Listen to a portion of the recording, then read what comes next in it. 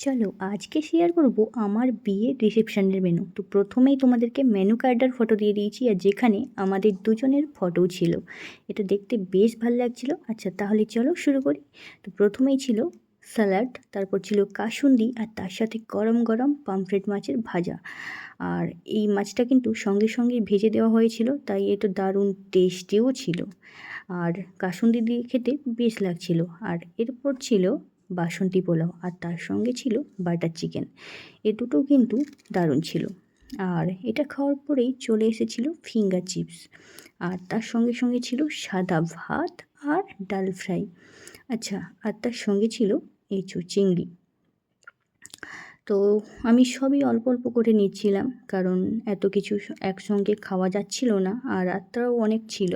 তো তার জন্যই আর কি। আর অনেক কিছু আমি নিয়েছিলাম, কিন্তু সেগুলো ভিডিও করতেও আমি ভুলে গেছিলাম। আর ছিল মাটন, চিকেন, মাছ। এগুলোর মধ্যে যে কোনো একটা নেওয়া যাবে, কিন্তু যেহেতু ওই দিন আমি স্পেশাল ছিলাম, তাই জন্য আমার জন্য ওগুলো সবই অ্যাভেলেবেল ছিল।